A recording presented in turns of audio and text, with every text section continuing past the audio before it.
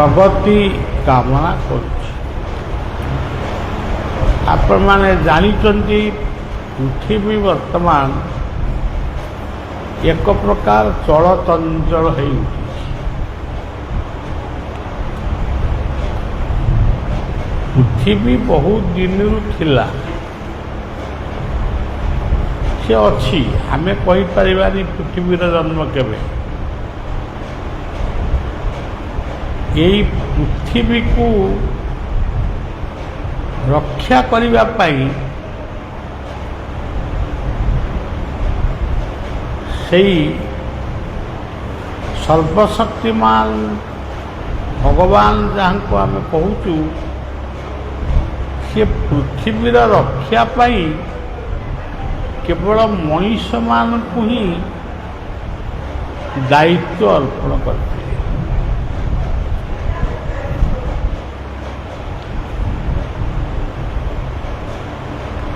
ଆପଣମାନେ ଭାବନ୍ତୁ, ଜଙ୍ଗଲ ଆଜି ନାହିଁ, ତାକୁ ନଷ୍ଟ କରିଛି ମଣିଷ। ଗଛ ଆଜି ନାହିଁ, ତାକୁ ନଷ୍ଟ କରିଛି ମଣିଷ। ଯେତେବେଳେ ଗଛ ଥିଲା, ପ୍ରଚୁର ଗଛ ଥିଲା, ଜଙ୍ଗଲ ମଧ୍ୟ ପ୍ରଚୁର ଥିଲା। ପାହାଡ଼ ପର୍ବତ ଆମ ଆଖିରେ ଯେତିକି ପଡ଼ିଛି, ଏଇ ଭାରତ ବର୍ଷରେ ହଉ କି ଅନ୍ୟାନ୍ୟ ଭାରତ ବାହାରେ ହଉ, ଆମେ ଯେମିତି ରୂପରେ ତାଙ୍କୁ ସବୁ ଦେଖିଥିଲୁ, ଆଜି ସେ ରୂପ ଆଉ ନାହିଁ।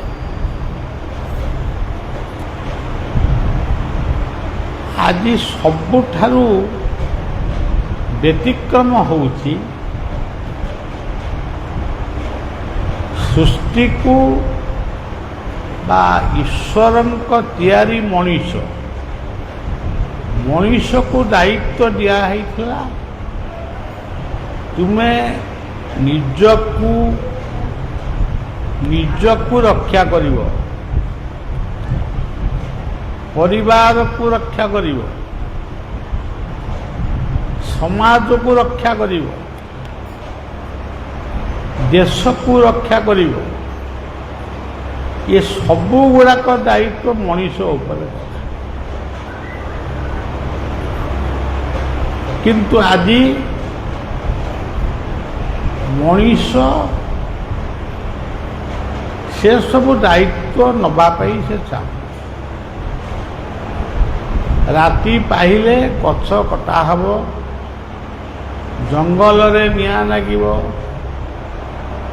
ବଡ଼ ବଡ଼ ମନ୍ଦିର ତିଆରି ହେବ, ସେ ମନ୍ଦିରରେ ବଡ଼ ବଡ଼ ଠାକୁର ସବୁ ପୂଜା ପାଇବେ।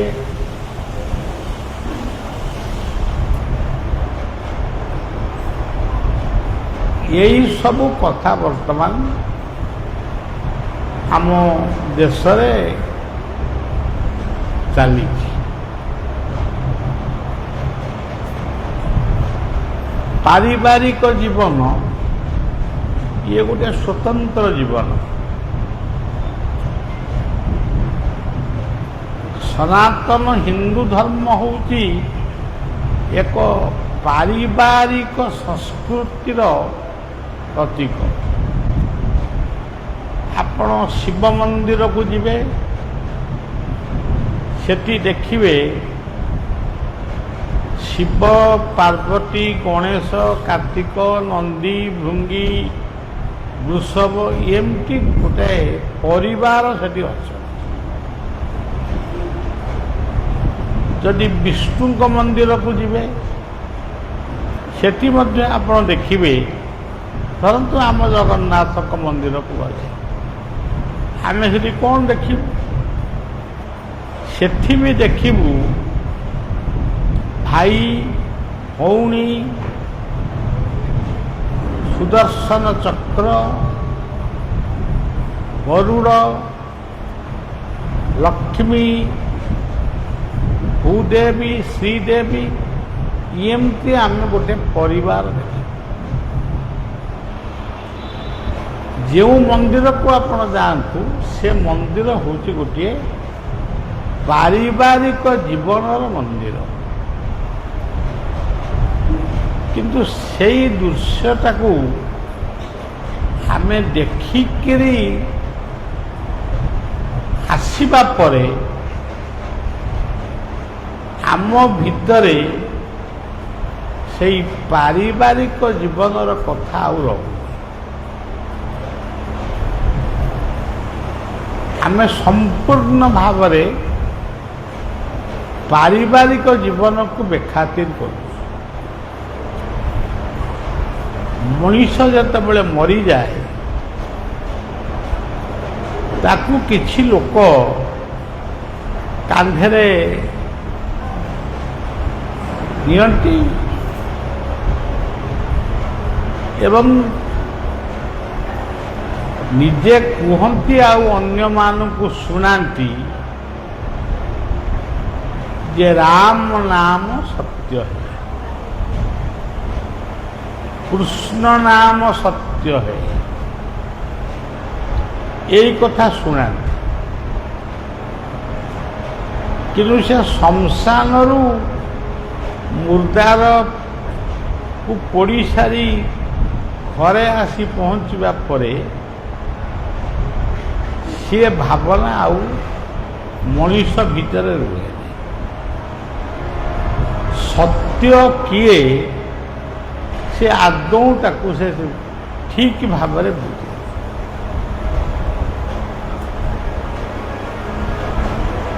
ତେଣୁ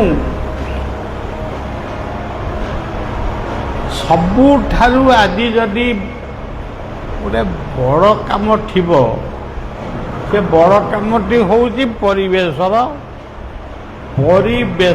ସୁରକ୍ଷା। ଆଉ ଯଦି ବଡ଼ କାମ କିଛି ଖୋଜିବା ସେ ବଡ଼ କାମ ହେଉଛି ନିଶା ମାଦକ ଠାରୁ ଆମେ ଦୂରେଇ ଯିବା।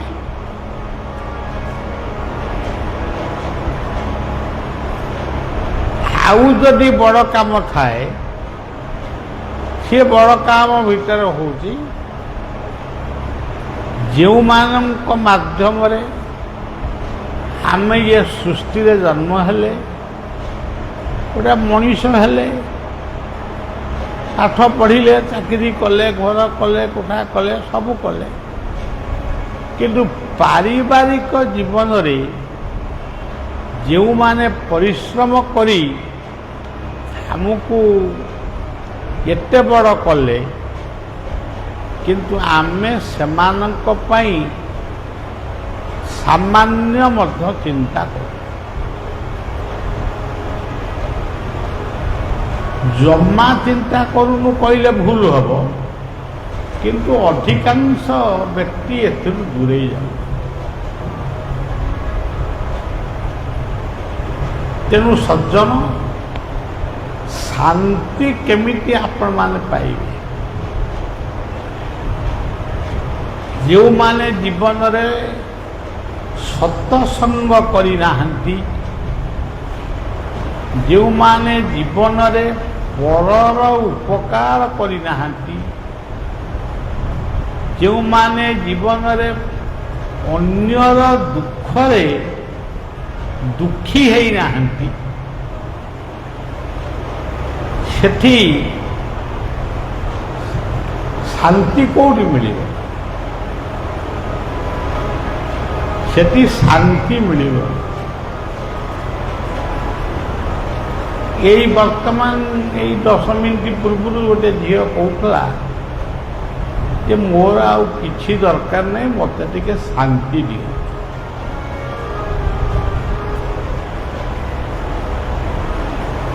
ଆମ ସନାତନ ଧର୍ମରେ ଆପଣ ଦେଖିବେ ବ୍ରାହ୍ମଣମାନେ ବହୁତ ମନ୍ତ୍ର ପଢ଼ନ୍ତି। ମନ୍ତ୍ର ପଢ଼ିବେ ଯେ ଏତେ ମନ୍ତ୍ର ଯେ ସେ ଗଲା ଗୋଟାଏ ଛୋଟିଆ ଗୋଟାଏ ପାହାଡ଼ ହେଇଯିବ। ସେ ମନ୍ତ୍ରକୁ ପଢ଼ି ସାରିଲା ପରେ ସେ ଗୋଟିଏ କଥା ଠାକୁରଙ୍କୁ ନିବେଦନ କରନ୍ତି, ମୁଁ ଏହି କାର୍ଯ୍ୟ ଶେଷ କଲି, ମୁଁ ତା ପରିବର୍ତ୍ତେ ଆପଣଙ୍କୁ ମାଗୁଛି ପୂର୍ଣ୍ଣମଦ ପୂର୍ଣ୍ଣମିଦଂ ପୂର୍ଣ୍ଣାତ ପୂର୍ଣ୍ଣମୁଦଚ୍ୟତେ ପୂର୍ଣ୍ଣସ୍ୟ ପୂର୍ଣ୍ଣମାଦାୟ ପୂର୍ଣ୍ଣମେବାବଶିଷ୍ୟତେ। ଓಂ ଶାନ୍ତି ଶାନ୍ତି ଶାନ୍ତି।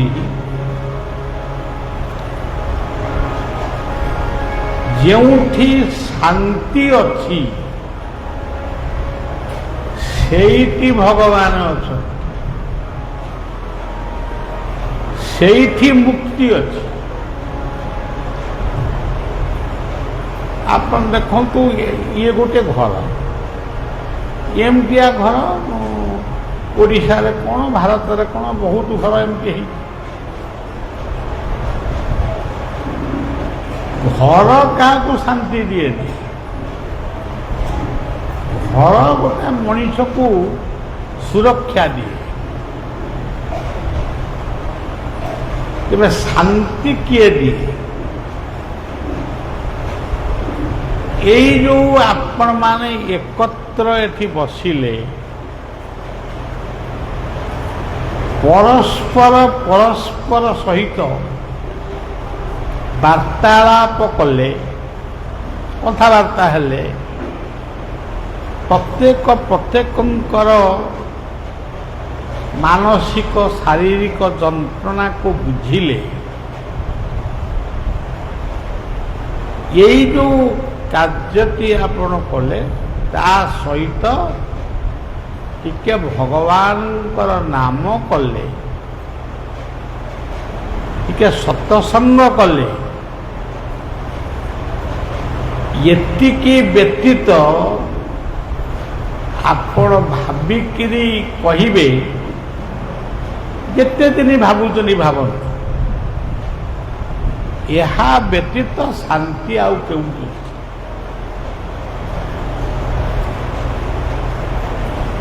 ଶାନ୍ତି ବଜାରରେ ନାହିଁ, ନିଶ୍ଚିନ୍ତ କୋଇଲି ବଜାରରେ ନାହିଁ, କି ସେ କଟକରେ ବି ନାହିଁ, ନା ଦିଲ୍ଲୀରେ ନାହିଁ, କି ବିଲାତରେ ନାହିଁ। ଶାନ୍ତି ଅଛି ମନରେ, ଶାନ୍ତି ଅଛି ପରିବାର ଭିତରେ।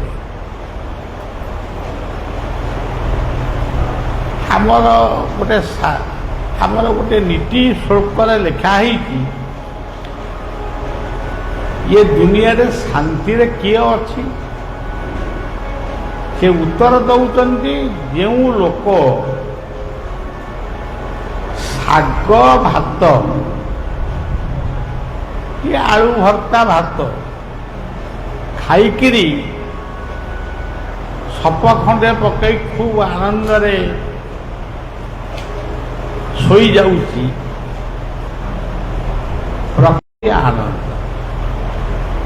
ଆମର ପୁଅଟିଏ ହେଲା କି ଝିଅଟିଏ ହେଲା, ଯାହା ହଉ ଗୋଟେ ଆନନ୍ଦ। ତାପରେ ଆଉ ଗୋଟିଏ କଥା ଆମ ସହିତ ଆସିଲା,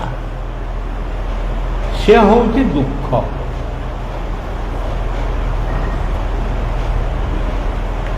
ସୁ ଆଉ ଖ, ଦୁ ଆଉ ଖ, ये दुईटी शब्द ख अक्षरटी अच्छे, सुख एवं दुख। आम मान जीवन में केतेबेले सुख आसे, केतेबेले दुख आसे।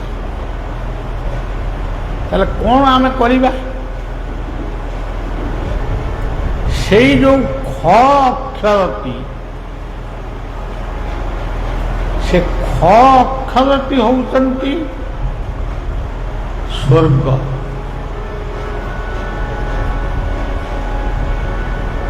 ये दुख को दुख ସହିତ ଯିଏ ସଂଗ୍ରାମ କରିଛି, ସୁଖ ସହିତ ଯିଏ ସଂଗ୍ରାମ କରିଛି, ପ୍ରକୃତରେ ସେଇ ଲୋକଟି ଜାଣି ଶାନ୍ତିରେ ଅଛି। ଯୋଉଠି ଖ ନାହିଁ, ଆମର ଗୀତାରେ ଲେଖା ହେଇଛି ଭୂମିରା ପାନଲ ବାୟୁ ଖଂ ମନ ବୁଦ୍ଧିରେ ବଚ ଅହଙ୍କାରଂ ଇତି ଅନ୍ମେ ବିନା ପ୍ରକୃତିରସ୍ତ। ଆଜି ପୃଥିବୀର ମଣିଷମାନେ ବହୁ ବାହାସ୍ପଟ ମାରୁଛନ୍ତି, ଧ୍ୱଂସାସ୍ତ୍ର ତିଆରି କରୁଛନ୍ତି, ଗୋଟା ଦେଶକୁ ମଧ୍ୟ ଧ୍ୱଂସ କରିଦେବାର ସଂକଳ୍ପ ବି ନେଉଛନ୍ତି। ସ୍କୁଲରେ ପିଲା ପାଠ ପଢ଼ୁଛନ୍ତି, ସେ ନୃଶଂସମାନେ ସେ ସ୍କୁଲ ପିଲାମାନଙ୍କୁ ମଧ୍ୟ ବମିଂ କରି ମାରିଦେଉଛନ୍ତି। ଡାକ୍ତରଖାନାରେ ରୋଗୀ ଚିକିତ୍ସା ହେଉଛି, ତାଙ୍କୁ ମଧ୍ୟ ବମିଂ କରିକି ମାରିଦେଉଛନ୍ତି। ମାରି ସାରିଲା ପରେ ପୁଣି ଗୋଟେ ଫୁଟାଣି ଗପ ମାରୁଛନ୍ତି, ଆମେ ଇଏ ସ୍କୁଲକୁ ଉଡ଼େଇ ଦେଲୁ, ସେ ଡାକ୍ତରଖାନାକୁ ଉଡ଼େଇ ଦେଲୁ, ସେ ପୋଲକୁ ଉଡ଼େଇ ଦେଲୁ। ମାନେ ଏଇ ଯେଉଁ କଥା, ଇଚ୍ଛନ୍ତି ଦାମ୍ଭିକେ ରଖିବାକୁ ହସ୍ତେ ସମସ୍ତଙ୍କ ଭାଗ୍ୟ ଡୋରି, ନିଜ ଭାଗ୍ୟ ଡୋରି କାଳ ହସ୍ତେ ବୋଲି ହେଳେ ପକାନ୍ତି ପାଶ। ଗୀତା ଆମକୁ ଶିଖେଇଛନ୍ତି ଦୁଃଖେଷୁ ତୁ ବିଘ୍ନ ମନା, ସୁଖେଷୁ ବିଗତ ସ୍ପୃହ,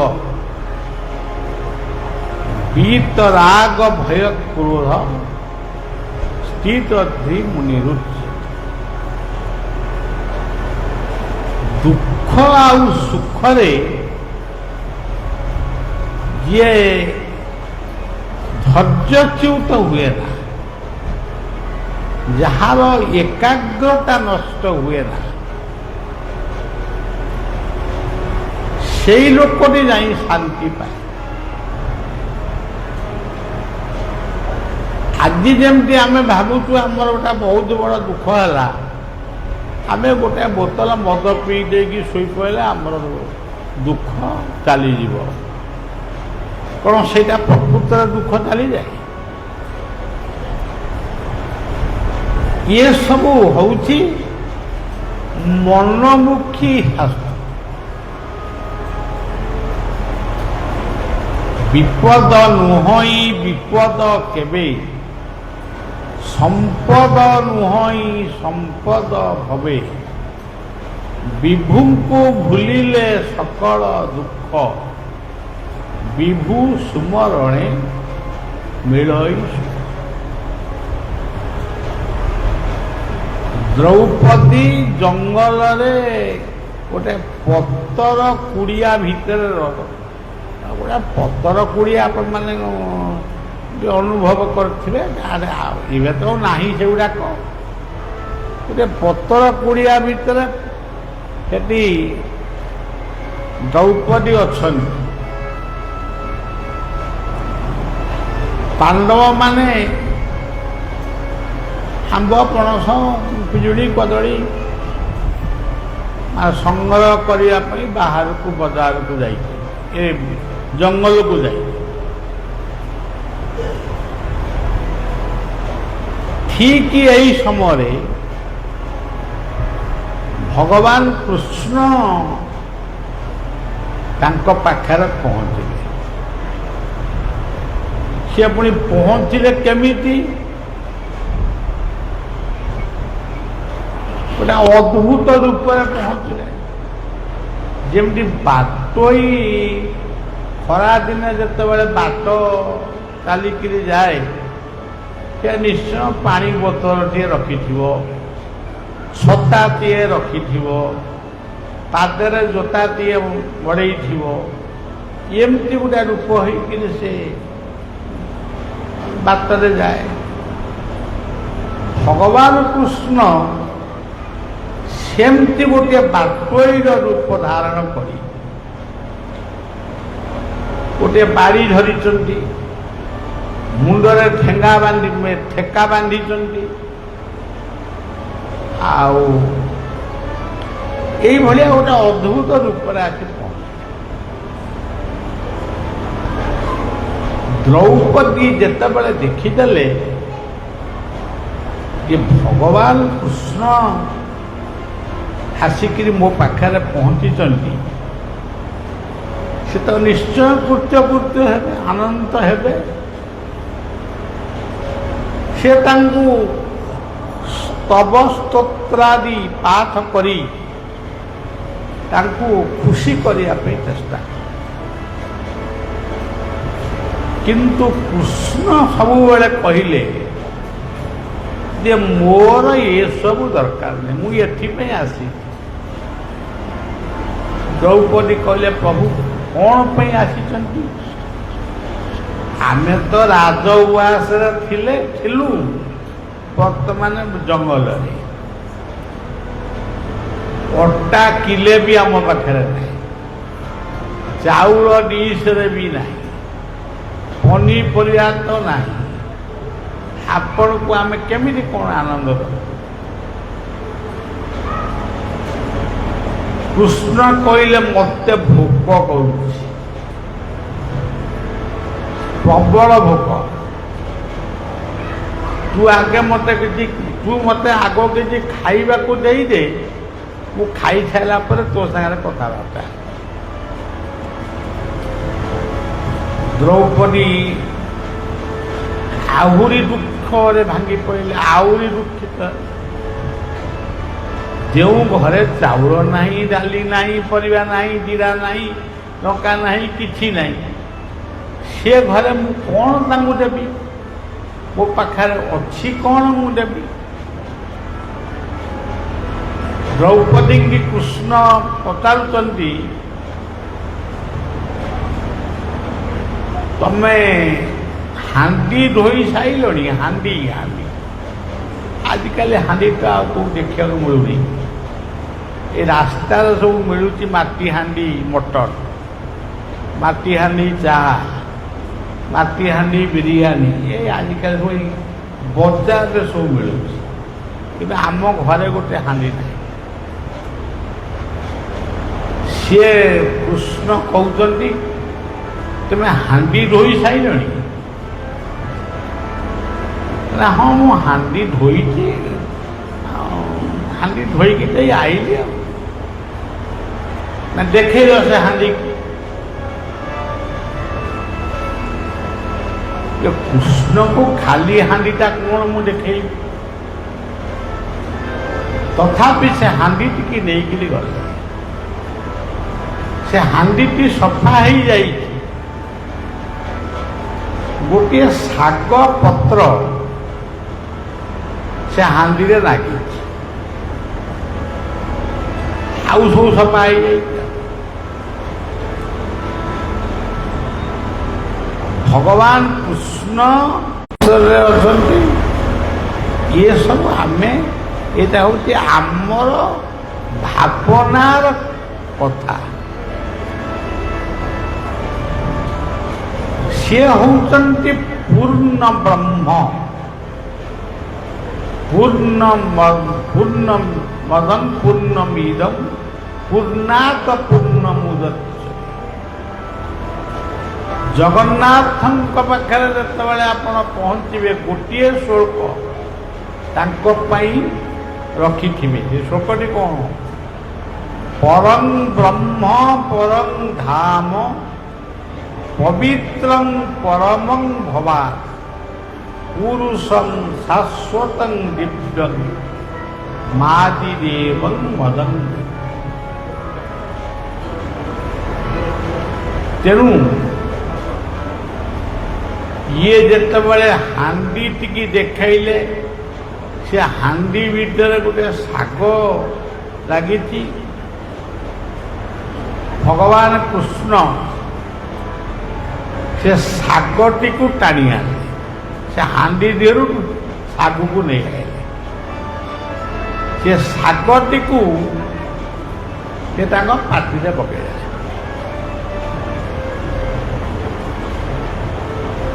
ଭଗବାନ ନିଜେ ଗୀତାରେ କହିଛନ୍ତି, ମୁଁ କୋଉଠି ଅଛି, ତମେ ମତେ ମଠରେ ଖୋଜୁଛ, ମନ୍ଦିରରେ ଖୋଜୁଛ, ମସଜିଦରେ ଖୋଜୁଛ, ଚର୍ଚ୍ଚରେ ଖୋଜୁଛ, ସବୁଆଡ଼େ ଖୋଜୁଛ, କିନ୍ତୁ ମୁଁ ପ୍ରକୃତରେ କୋଉଠି ଅଛି ତମେ ଏପର୍ଯ୍ୟନ୍ତ କେହି ଜାଣିଲ। ଅର୍ଜୁନ ପଚାରିଲେ ଆପଣ ତାହେଲେ କୋଉଠି ଅଛନ୍ତି?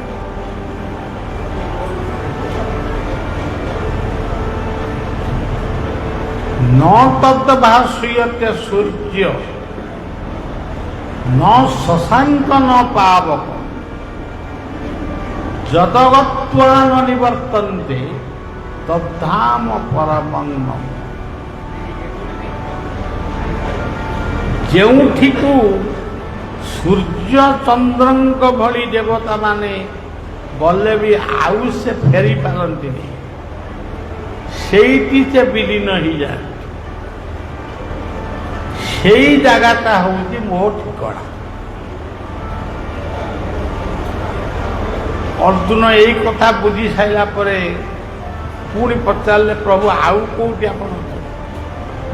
ଆମେ ଯେମିତି ଆମ ଘର ଗୋଟାଏ ଜାଗାରେ ଆମେ ଗୋଟା ରହିଛୁ ଏଠି, ସେମିତି ଠାକୁରଙ୍କର ଆଉ କୋଉଠି ଘର ଅଛି? ସେଠି ସେ ଆଉ ଗୋଟିଏ ଶ୍ଳୋକରେ ବୁଝେଇଲେ,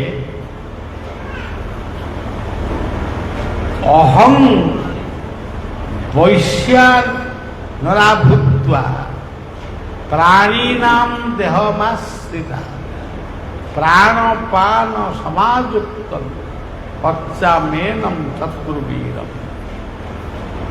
ମୁଁ ତମର ପେଟ ଭିତରେ ଥିବା ଯେଉଁ ପାକସ୍ଥଳୀ ଜଠରାଗ୍ନି, ମୁଁ ସେଇଠି ଅଛି। ତୁମେ ଯାହା ଖାଉଛ ମୁଁ ତାକୁ ସେଇଠି ହଜମ କରେ। ଅର୍ଜୁନଙ୍କର ଆଉ ଟିକେ ଆଗ୍ରହ ବଢ଼ିଲା, କହିଲେ ପ୍ରଭୁ ଆଉ କୋଉଠି ଆପଣ ଅଛନ୍ତି?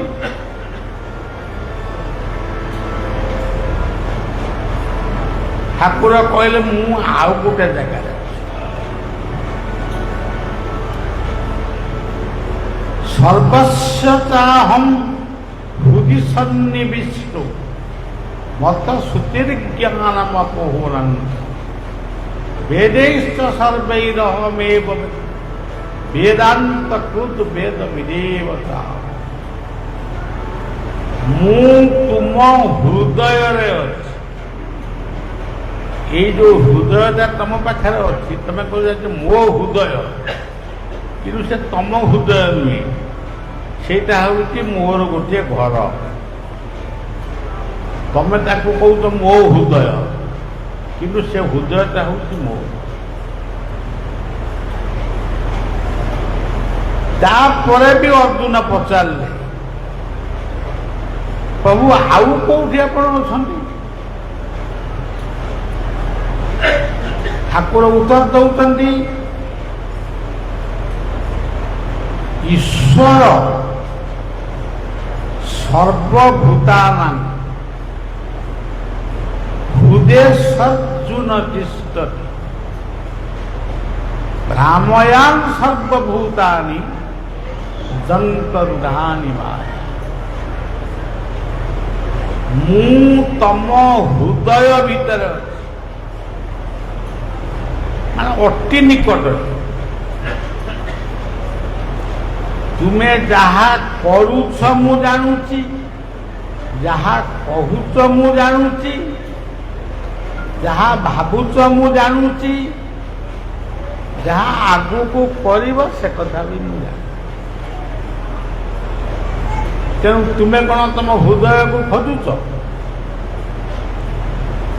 ତମେ ଭାବୁଛ ମୁଁ ନଈକି ଯିବି, ତେଲ ମାରିବି, ତେଲ ମାରିକି ନଈରେ ଗାଧେଇବି, ମାନେ ଏମିତି ଗୋଟେ ପରିଷ୍କାର ପରିଚ୍ଛନ୍ନ ହେଇ ମୁଣ୍ଡ ଫୁଣ୍ଡ କୁଣ୍ଡେଇ ଗୋଟେ ନୂଆ ବସ୍ତ୍ର ପିନ୍ଧିକିରି ମୁଁ ଯିବି। ଅମୁକ ମନ୍ଦିରକୁ ସିଏ ସେଇ ମନ୍ଦିରରେ କେବଳ ଆବଦ୍ଧ ନୁହନ୍ତି, ଆପଣମାନେ ଏଠି ଯେତେ ବସିଛନ୍ତି ସମସ୍ତେ ହଉଛନ୍ତି ଗୋଟାଏ ଗୋଟାଏ ମନ୍ଦିର। ପୃଥିବୀରେ ଯେତେ ମନ୍ଦିର ଅଛି ମଣିଷ ମନ୍ଦିର ହଉଛି ସବୁଠାରୁ ଶ୍ରେଷ୍ଠ ମନ୍ଦିର। ତୁମେ ଯଦି ନିକଟରେ ସହଜରେ ଯଦି ତାଙ୍କୁ ପାଇବାକୁ ଚାହୁଁଛ ତାହେଲେ ତୁମ ହୃଦୟକୁ ତୁମେ ନିଜେ ଧ୍ୟାନ କର। ତୁମ ମସ୍ତିଷ୍କରେ ଯେଉଁ ବୁଦ୍ଧି ବିବେକ ବିଚାର ଜ୍ଞାନ ଏସବୁ ଅଛି ତାକୁ ଟିକେ ନେଇକିରି ଟିକେ ଚିନ୍ତନ କର, ଜୀବନରେ ତମେ କେତେ ଭୁଲ କରିଛ ଆଉ କେତେ ଠିକ କରିଛ। ଅନେକ ଲୋକ କହନ୍ତି ଆମେ ଋଣଗ୍ରସ୍ତ ହେଇଗଲୁ। କି ଋଣ କରୁଛ ତମେ? ନା ଏଇ ବ୍ୟାଙ୍କରୁ। ବ୍ୟାଙ୍କରେ ଋଣ କରୁଛ, ଗୋଟେ ଜମି ବିକ୍ରି କଲେ ବ୍ୟାଙ୍କ ଋଣ ସୁଝିଯିବ। ତମେ ସେ ବ୍ୟାଙ୍କ କ'ଣ ଋଣ ସେଇଟାକୁ ବ୍ୟବସ୍ଥା ଗୋଟାଏ ହେଇଛି, ତମେ କରୁଛ, ଆଜି ନହେଲେ କାଲି ସୁଝିବ। କିନ୍ତୁ ମନେ ପକାଇବାକୁ ପଡ଼ିବ ତୁମେ ପ୍ରକୃତରେ ଋଣୀ କୋଉଠି। ପ୍ରଥମରୁ ଋଣୀ ହଉଛ ମାତୃଗର୍ଭ ହିଁ। ମାର ଗର୍ଭରେ ତମେ ଯେତେବେଳେ ଥିଲ ତମ ନାଭି ସହିତ ମାର ସମ୍ପର୍କ ଥିଲା। ମା ଯାହା ଖାଉଥିଲା ସେ ନାଭି ବାଟ ଦେଇ ଛୁଆ ପାଖକୁ ଆଉଥିଲା। ତୁମେ ସେ ମା ପାଇଁ କ'ଣ କରୁଛ? ତୁମେ ଯେତେବେଳେ ଜନ୍ମ ହେଲ ତମକୁ ଯିଏ ପାଠଶାଠ ପଢ଼େଇଲେ କି କ'ଣ ଗୋଟେ କଲେ, ତାଙ୍କ ଋଣ କ'ଣ ସୁଝିଛ? ଯିଏ ତମକୁ ପାଠ ପଢ଼େଇକରି ଇଞ୍ଜିନିୟର କଲେ, କିଏ କହୁଛି ମୁଁ IAS ହେଲି, କିଏ କହୁଛି ମୁଁ OAS ହେଲି, ତାଙ୍କ ପାଇଁ ତମେ କ'ଣ କରିଛ? ଯେଉଁ ଧରିତ୍ରୀ ମା ତମକୁ ରାତି ପାଇଲେ ଧାନ ବିରି ମୁଗ ଆମ୍ବ ପଣସ ସବୁ ଦଉଛି ଖାଇବାକୁ, ତମେ କୋଉ ଗୋଟାକ ସୃଷ୍ଟି କରିଛ? ତମେ ଇଏ ପୃଥିବୀରେ ବହୁତ କଥା, ହେ ଆମ୍ବ ସାଲେପୁରରେ ମିଳୁଛି, ସେ ପଣସ ଅମୁକ ଜାଗାରେ ମିଳୁଛି, ସବୁ ଏଇ ବଜାର ଗୁଡ଼ାକ କେବଳ ତମେ ମନେ ରଖିଛ। ତ ଅମୁକ ବଜାରରେ ବିକ୍ରୟୀକରଙ୍କ ପାଖରେ ରସଗୋଲା ମିଳୁଛି, ତମେ ଖାଲି ଏଇଆକୁ ମନେ ରଖିଛ। କିନ୍ତୁ ତୁମେ ଭୁଲି ଯାଇଛ ଧରିତ୍ରୀ ମାତା ଆମ ଜନ୍ମ ଠାରୁ ମୃତ୍ୟୁ ପର୍ଯ୍ୟନ୍ତ ସିଏ ଆମକୁ କୋଉ ଋତୁରେ ମାନେ କୋଉ ଋତୁରେ କୋଉ ଖାଦ୍ୟଟା ଖାଇଲେ ଦେହଟା ସୁସ୍ଥ ରହିବ ସେ ଖାଦ୍ୟ କ'ଣ ଆପଣମାନେ ତୈରି କରିଥିଲେ? ଇଏ ଖରା ଦିନେ ଆପଣ ଯାଆନ୍ତୁ ଦେଖିବେ ପାଣି କୋଇଲି ଆଡ଼େ ଚଣ୍ଡିଖୋଲ ଖାଲି ତରୁଭୁଜ ବିକ୍ରି ହେଉଛି। ମୁଁ ଦିନେ ଦିନେ ଭାବେ ଏଇ ମାସରେ କାହିଁ ତରୁଭୁଜ ବିକ୍ରି ହେଲା? ଏଇ ମାସ ପାଇଁ ତରଭୁଜ ଦରକାର। ମୋ ପୁଅ ଝିଅ ମାନେ ତୃଷ୍ଣା ମେଣ୍ଟେଇବେ, ତେଣୁ ସେ ତରଭୁଜ ସୃଷ୍ଟି କରିଛନ୍ତି, ଆଖୁ ସୃଷ୍ଟି କରିଛନ୍ତି। ତ ବହୁତ କଥା ଆପଣ ଦେଖିବେ, ପ୍ରତ୍ୟେକ ସିଜିନ୍ ଯାହାକୁ ଆପଣ କହୁଛନ୍ତି ପ୍ରତ୍ୟେକ ସିଜିନ୍ରେ ଭିନ୍ନ ଭିନ୍ନ ପରିବା, ଭିନ୍ନ ଭିନ୍ନ ଖାଦ୍ୟ ପେୟର ବ୍ୟବସ୍ଥା ସେ କରିଛନ୍ତି। କାହିଁକି କରିଛନ୍ତି? ତୁମେ ଧରିତ୍ରୀ ପାଇଁ ଜୀବନରେ କ'ଣ କରିଛ? ଯେମିତି ଆଜିକାଲି କିଛି ମଦ୍ୟପ ବ୍ୟକ୍ତି ମଦ୍ୟ ପିଇକିରି ସେ ବାଟରେ ଯାଉଥିବା ଗୋଟିଏ ମା ବୟସର କି ଭଉଣୀ ବୟସର କି ଆଉ କେଉଁ ବୟସ, ତାକୁ ତ ମଦ ନିଶାରେ କିଛି ସେ ଜାଣିପାରୁନି ଏଟା ମାଉସୀ କି ପିଇସି କି କ'ଣ, ସେ ତାକୁ ବଳାତ୍କାର କରି ମାରୁଛି, ନାଳରେ ପକଉଛି, ପୋତି ବି ଦଉଛି। ତାହେଲେ ତମ ପାଖରେ ମଣିଷ ପଣିଆ କ'ଣ ଅଛି? ଯାହାକୁ ଭାଗବତ କହିଥିଲେ ନର ଦେହ ନୁହେଁ ଭିଳା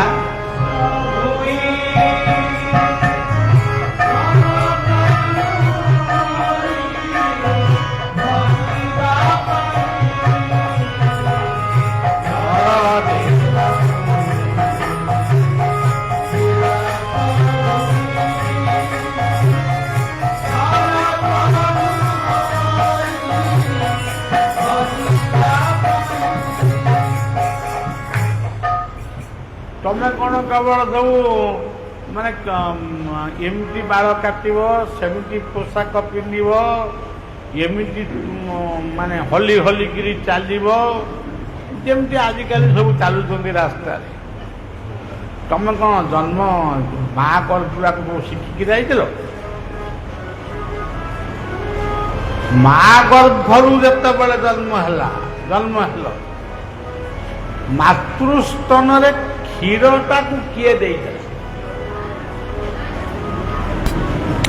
ଆପଣମାନେ ଚିନ୍ତା କରନ୍ତୁ, ଆପଣମାନେ କେହି ମୂର୍ଖ ନୁହନ୍ତି, ମୁଁ ବରଂ ସବୁଠାରୁ ବଡ଼ ମୂର୍ଖ।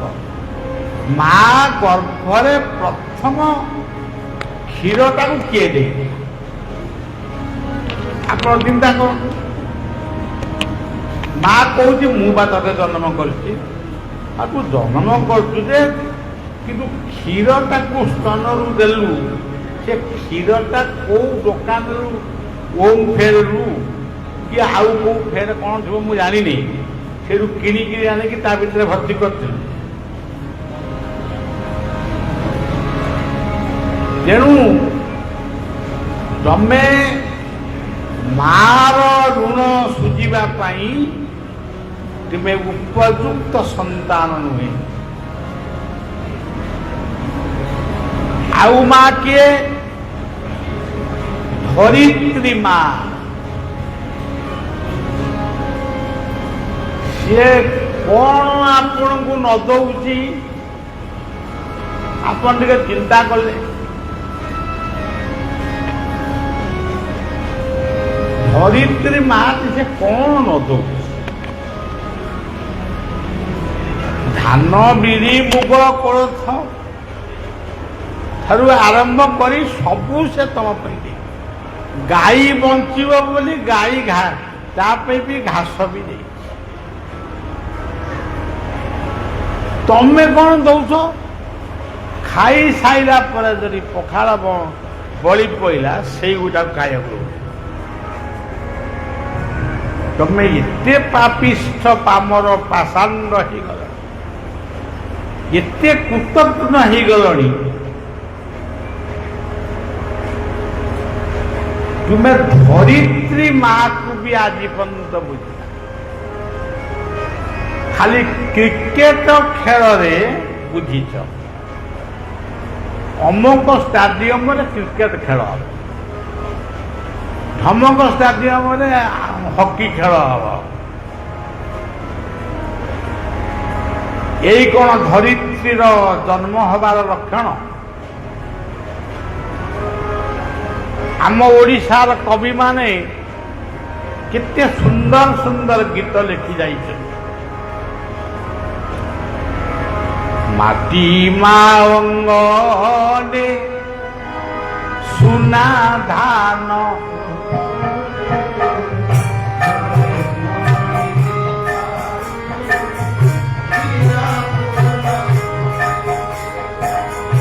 ମାଟି ମା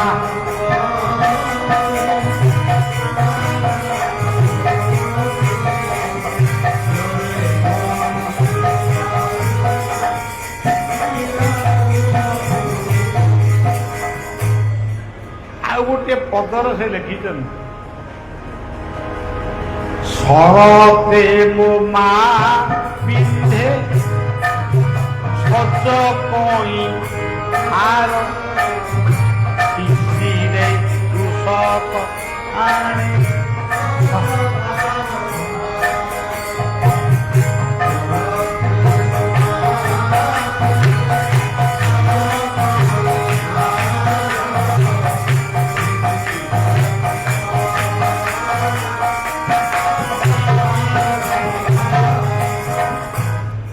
ଆହୁରି ଗୋଟେ ବହୁତ ବଢିଆ ପଦ ଲେଖିଛନ୍ତି ବସନ୍ତେ ମୋ ମା ପିନ୍ଧେ ସଭା ସୁନ୍ଦନାଥ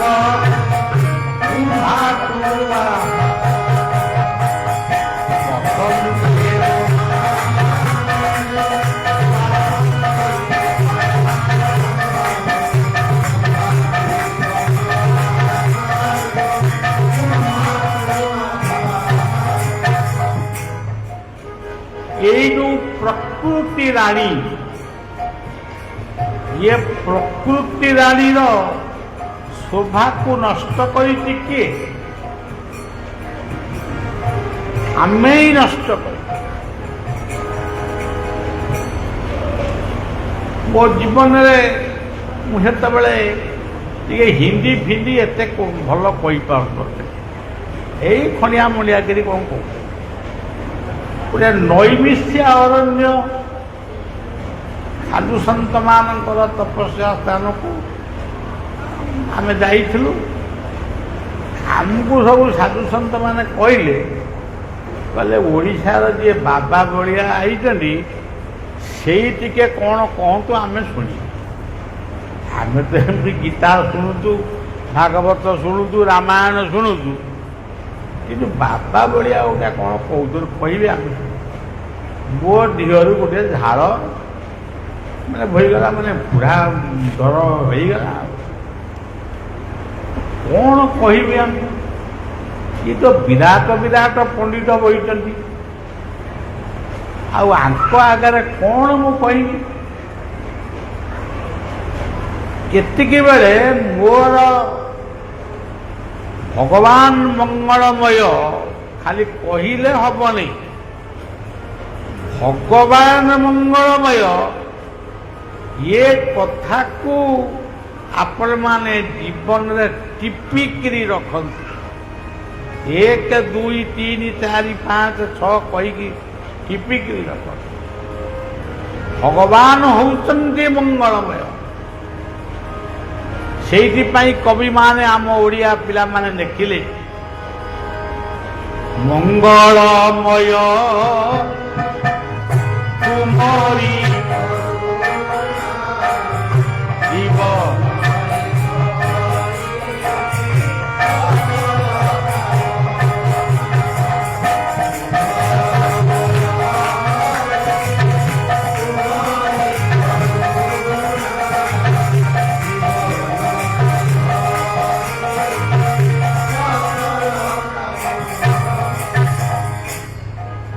ସେ ହେଉଛନ୍ତି ମଙ୍ଗଳମୟ।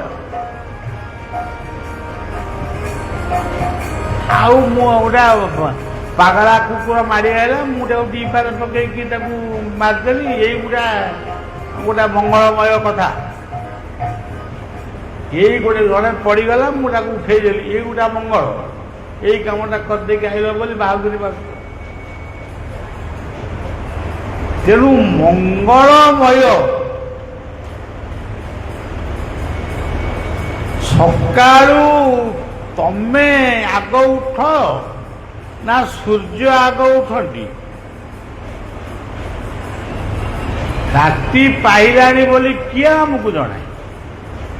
ଆଚ୍ଛା ସୂର୍ଯ୍ୟଙ୍କ କଥା ଛାଡ଼, ସେ ଗୁଡ଼ା ବହୁତ ବାଟରେ ଅଛନ୍ତି, ସେ ଆମେ ତାଙ୍କୁ ଜାଣୁ। ଆଚ୍ଛା କୁକୁଡ଼ା ଭାଡ଼ିରେ ଆପଣ କୁକୁଡ଼ା ରଖିଛନ୍ତି? ଆପଣମାନେ ଭାବନ୍ତୁ କୁକୁଡ଼ା ଆଗ ଉଠେ ନା ମଣିଷ ଆଗେ ଉଠେ? ଖାଲି ଏତିକି ଭାବନ୍ତୁ। ଆମର ତ ବାବୁମାନେ ସବୁବେଳେ ଇଂରାଜୀରେ କଥାବାର୍ତ୍ତା କରୁଛନ୍ତି, ମୁଁ ବି ଇଂରାଜୀ କିଛି ଶିଖିଛି ବି କହିପାରିବି, କିନ୍ତୁ ଏଠି କୌଣସି କଥାଟା କହିବାକୁ ମୁଁ ଆଇଛି, ତାକୁ ଲୋକ କ'ଣ କହୁଛନ୍ତି? କୁକୁଡ଼ା ବୋବଉଛି ରାତି, ଜାତି ପାହିଗଲା କୁକୁଡ଼ା ବୋବଉଛି, ସେ ହେଉଛି ବ୍ରାହ୍ମ ମୁହୂର୍ତ୍ତ ହେଲାଣି। ସେ ଘରର ଲୋକ ଯାକ ଏମିତି ଖାଇ ପିଇ କାହିଁ ଶୋଇଛ, ଉଠ।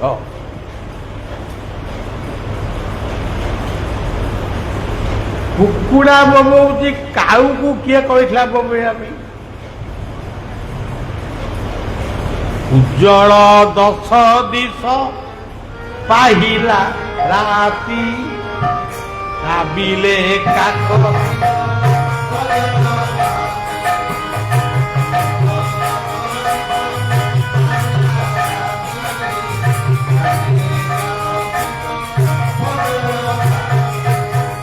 লুচিলে গোটি গোটি আকাশে তারা, পূর্ব দিগুধ আলোক।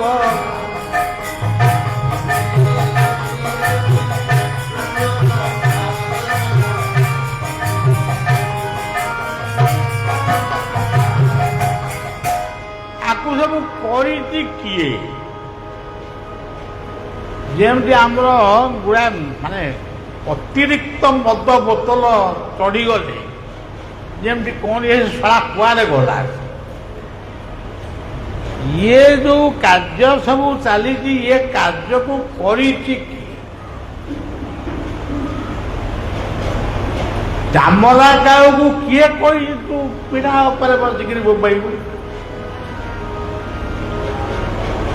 ଦାମରା କାଉରେ ଦାମ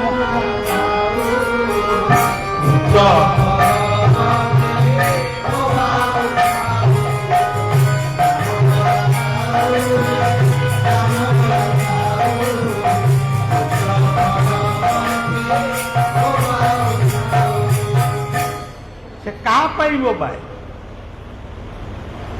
ତା କଣ୍ଠରେ ଯୋଉ ଧ୍ୱନି, ସେ ଧ୍ୱନି କି କିଏ ତାକୁ ରେକର୍ଡିଂ କରିକି ତା କଣ୍ଠରେ ଛାଡ଼ିଥିଲା? କ'ଣ ଆମର ଯୋଉ ହ୍ୟୁମାନ ସାଗର ମରିଗଲେ ସେ ଦେଇଥିଲେ? ହ୍ୟୁମାନ ସାଗର ନା କ'ଣ କିଏ ମଲେନି ଗୋଟେ, ସେଇ କ'ଣ ରେକର୍ଡିଂ କରିକି ତା କଣ୍ଠରେ ଦେଇଥିଲେ? ପ୍ରଭୁ କେମିତି ମଙ୍ଗଳମୟ। ସୂର୍ଯ୍ୟ ଉଦୟ ହେବେ, ସୂର୍ଯ୍ୟ ଅସ୍ତ ହେବେ, ଦୁଃଖ ଆସିଛି, ଅଣ୍ଟାରେ ଲୁଗାକୁ ଭିଡ଼ି ଦିଅ। ଅଣ୍ଟାରେ ଲୁଗାକୁ ଭିଡ଼ି ଦେଇକିରି ଯଦି ପାରିବ ମୁଣ୍ଡରେ ଆଉ ଗୋଟେ ଠେକା ବାନ୍ଧିକି ଠିଆ ହ। ଦୁଃଖକୁ ଡାକ, ତୋର କେତେ ସାହସ, ତୁ ମୋ ପାଖକୁ ଆସିବୁ, ଆ ମୁଁ ତୋ ସାଙ୍ଗେ ଲଢ଼େଇ କରିବି। ଦୁଃଖେଷୁ ବିଘ୍ନମନା ସୁଖେଷୁ ବିଗତ।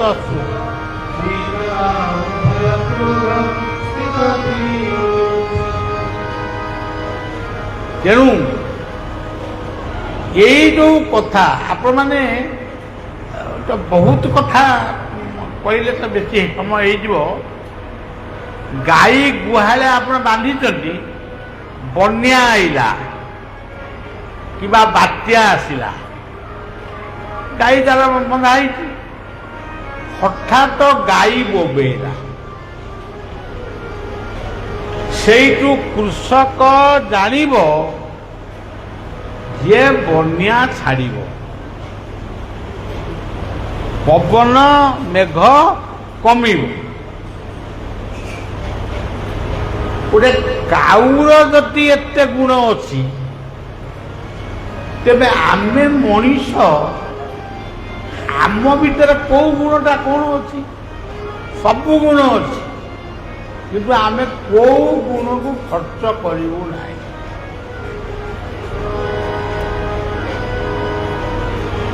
ଯେତେବେଳେ ଦଧିଚିଙ୍କ ପାଖରେ ପହଞ୍ଚିଛନ୍ତି ଦେବରାଜ ଇନ୍ଦ୍ର, ବୃତ୍ରାସୁର ଅତ୍ୟାଚାର କରୁଛି ସ୍ୱର୍ଗରେ ଏବଂ ଆଦେଶ ଆସିଛି କୌଣସି ଋଷିଙ୍କର ଅସ୍ଥି ଯଦି ଆସିବ, ଅସ୍ତ୍ର ତିଆରି ହବ, ସେଇଥିରେ ସେ ମରିବ। କ'ଣ ପ୍ରକୃତରେ କ'ଣ ଏ ଭାରତ ବର୍ଷରେ ଏମିତିଆ ଋଷି ଅଛନ୍ତି? ନୈମିଷା ଅରଣ୍ୟରେ ପହଞ୍ଚିଲେ, ଦଧିଚି ତପସ୍ୟା କରୁଛନ୍ତି, ତପସ୍ୟାରେ ବସିଛନ୍ତି, ତାଙ୍କ ଚାରି ପାଖ ଯାକ ସବୁ ମାନେ ଏ ଯୋଉ ଗୋମାତା ମାନେ ସବୁ ଅଛନ୍ତି।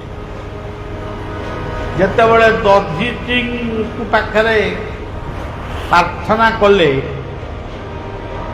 કે ଯିଏ ପ୍ରାର୍ଥନା କରୁ, ଇନ୍ଦ୍ର କରୁ, ଆପଣମାନେ କ'ଣ ଯିଏ ଦଧିଚି କହିଲେ କ'ଣ? ସେ କହିଲେ ଏଇଆ କଥା, ଯଦି ଆପଣ ସାହାଯ୍ୟ ନ କରିବେ ତାହେଲେ ଦେବତା ମାନେ ଶେଷ, ମଣିଷ ଶେଷ, ସବୁ ଶେଷ। କ'ଣ ପାଇଁ? ତମ ଦରକାର କ'ଣ କୁହ? ନା ଆମର ଆଉ ଦରକାର କି ନାହିଁ, ହାଡ଼ ଖଣ୍ଡେ ଦରକାର।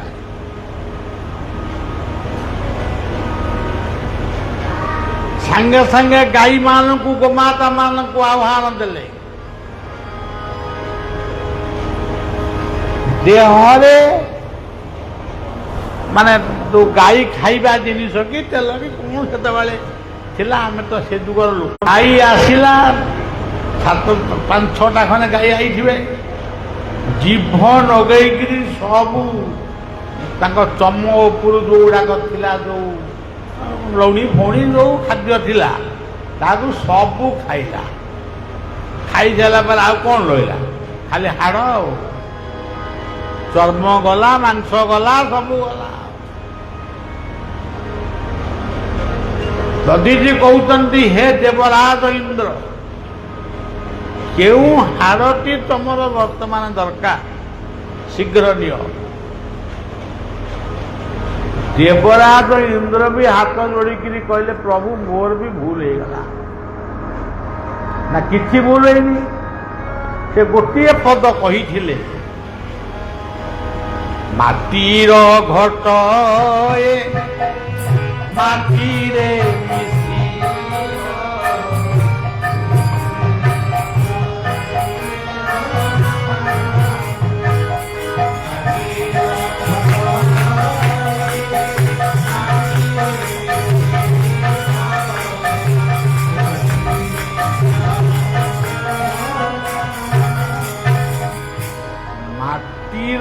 ଘଟ ଏ ମାଟିରେ ମିଶିବ ନାହିଁ, ଏଥିରେ ସନ୍ଦେହ।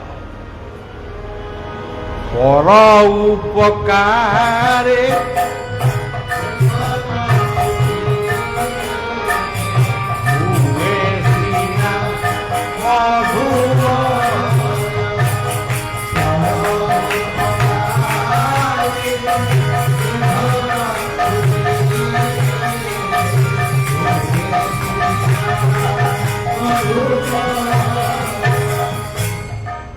ଆଜି ଦଧିଚି ନାହାନ୍ତି, ବୃତ୍ରାସୁର କିନ୍ତୁ ଅଛି। ଆପଣମାନେ ବୃତ୍ରାସୁରଙ୍କୁ ଦେଖୁଛନ୍ତି ଯେ ଜାଣିପାରୁନାହାନ୍ତି। ଆପଣ ଏଇ ଖରାଦିନେ ବୃତ୍ରାସୁର ମାନଙ୍କୁ ଦେଖୁଛନ୍ତି, କିନ୍ତୁ ଟିକେ ଚିହ୍ନି ପାରୁନାହାନ୍ତି। ଆଉ ସେ ବୃତ୍ରାସୁର କିଏ? ଏଇ ଯୋଉ ଖଣ୍ଡିଆ ଭୂତ, ଯାହାକୁ ଆପଣମାନେ କହନ୍ତି ଟର୍ନାଡୋ। ଏବେ ଆମ ଓଡ଼ିଶାରେ ଦି ତିନିଟା ଖଣ୍ଡିଆଭୂତ ମାନେ ପୋଖରୀ ଶୁଖେଇ ଗାଡ଼ି ଫାଡ଼ି ଓଲଟେଇକି ଗଲେ। ଆଜି ବି ପୁତ୍ରାସୁର ବଞ୍ଚିଛି, ତାକୁ ମାରିବ କିଏ? ଦଧିଚ ନାହାନ୍ତି, ଆଉ ତାକୁ ମାରିବ ଦଧିଛି। ତେଣୁ ସଜ୍ଜନ, ଆମେ ଋଣୀ, ମା ଗର୍ଭରୁ ଆମେ ଋଣୀ।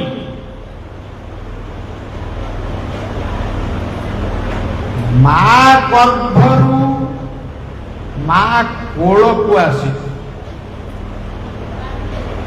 ମା କୋଳରୁ ଧରିତ୍ରୀ ଉପରେ ବିଛଣା ପକାଇ ଦେଇଥିଲା କିଏ? ତମେ ଯେତେବେଳେ ହଗି ବୁଝିକିରି ଗଡୁଥିଲ ତାକୁ ସଫା କରିଥିଲା କିଏ? ତମେ ଯେତେବେଳେ କାନ୍ଦୁଥିଲ ତମକୁ ଖାଇବାକୁ ଦଉଥିଲା କିଏ? ତମେ ଯେତେବେଳେ ସ୍କୁଲକୁ ଯାଉନଥିଲ ତମକୁ ଜବରଦସ୍ତି ନଉଥିଲା କିଏ? ତମର ଯେତେବେଳେ ବେମାର ହଉଥିଲା, ଜର କି ଥଣ୍ଡା କି କଣ, ଠାକୁରଙ୍କ ପାଖରେ ବ୍ରତ କରିଥିଲା କି? ଜାଗର ବ୍ରତ, ସେ ଅମୁକ ବ୍ରତ କିଏ କରେ?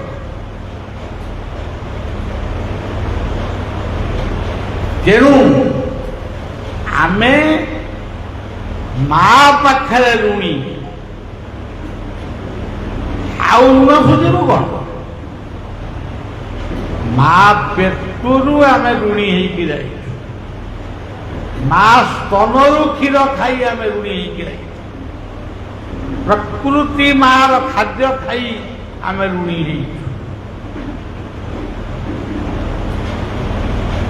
এইଭଳି ଭାବରେ ଆମେ ସମସ୍ତେ ଋଣୀ। ଆଚ୍ଛା, ଆମେ ଏଠି ଗୋଟେ ସତ୍ସଙ୍ଗ କରୁନା କଣ ଗୋଟେ କରୁଛେ, ଏଟା କଣ ଲେଖା ହେଇଛି ଦିବ୍ୟ ନା କଣ, ଦିବ୍ୟ ସତ୍ସଙ୍ଗ। ଆଉ ସେ କଣଟା ମାନେ ବି ମୁଁ ବୁଝିନି, ସେ ଯାଉଛି ଲେଖା ହେଇଛି। ଆଚ୍ଛା, ଆପଣମାନେ ଚିନ୍ତା କରନ୍ତୁ, ଆପଣମାନେ କହିବେ ଏଠି ଗୋଟେ କଣ ଋଣ ଆମେ ସୁଝିବୁ? ଏଠି ତ ବର୍ତ୍ତମାନ ବଳିଆ ତାର କହିକିରି ବାହାରିବା, ଗୋଟେ ଆମେ ଆମର ପ୍ରସାଦ ପାଇକିରି ଘରକୁ ଯିବୁ। ଆରେ ଋଣ ତାର କଣ ଆମେ ଶୁଣୁ? ଏଠି କୋଉମାନଙ୍କର ଋଣ ଆପଣ ଶୁଣୁଛନ୍ତି?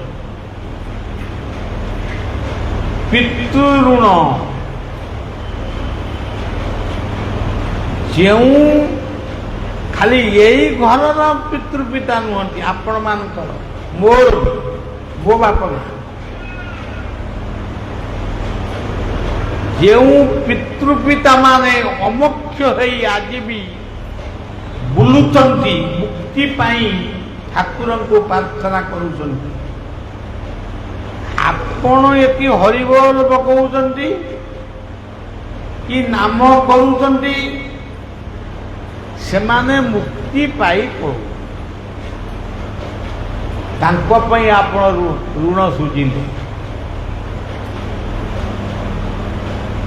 ଆପଣ ଯୋଉ ପ୍ରସାଦ ପାଇଲେ, ସେ ପ୍ରସାଦଟି କଣ? ଚିକେନ ଝୋଳକୁ କେ ପ୍ରସାଦ କରେ? କୋଉଠି ଖାଇଛି? ଆମେ ଗୋଟେ କୀର୍ତ୍ତନ କରିବାକୁ ଯାଇଥିଲୁ ଆଳି, ସେଠି ଗଲାକୁ କୀର୍ତ୍ତନିଆ ମାନେ ରୁଷିଛନ୍ତି, ଖାଉନାହାନ୍ତି। ଏ ବାବୁ କାହିଁକି ରୁଷିଛ? ନା ପିଆଜ ପଡ଼ିନି ମାନେ ଆମେ ତରକାରୀରେ ଟେଷ୍ଟ ହବନି, ତେଣୁ ଆମେ ଖାଇବୁ। ମୁଁ କହିଲି ବାବୁ, ତମ ଠାରୁ ଆଜି ମୁଁ ଗୋଟେ ଭଲ ବୁଦ୍ଧି ପାଇଲି, ଇଏ ବୁଦ୍ଧିଟା ମୋର ନଥିଲା। ମୁଁ ଏଇଠୁ ବର୍ତ୍ତମାନ ଯିବି ପୁରୀ, ଜଗନ୍ନାଥଙ୍କ ମନ୍ଦିରରେ କହିବି ଯେ ଅଭଡ଼ା ଢେରେ ପିଆଜ ରସୁଣ ପକା। ଆପଣମାନେ ପ୍ରସାଦ ପାଇବେ। ଗୋଟେ ଗୋଟେ ସଭାରେ ଆପଣମାନେ ଦେଖିଥିବେ, ଦୟାକରି ଆପଣମାନେ ସମସ୍ତେ ପ୍ରସାଦ ପାଇକିରି ଯିବେ। ମୁଁ ତା ପିଠିରେ ଟିକେ ଚୁମୁଟି ଦିଏ। ମାନେ ପ୍ରସାଦ ମାନେ ଦୟା। ପ୍ରସାଦ ପାଇକିରି ଯିବେ, ଇଏ ହଉଛି ଆଉ ଗୋଟେ ଦୟା। ଆଉ ଦୟା କରି ପ୍ରସାଦ ପାଇବେ, ତା ମାନେ କ'ଣ? ମାନେ ତୁମେ ଏମିତି ହେଇଗଲ, ତାଙ୍କୁ ତୁମେ ଦୟା କରୁଛ ପ୍ରସାଦ ପାଇକି ଯାଅ। ଏଠି ପ୍ରସାଦକୁ ଅବମାନନା କରୁଛ। ସବୁରି ପ୍ରସାଦ ତାଙ୍କରି,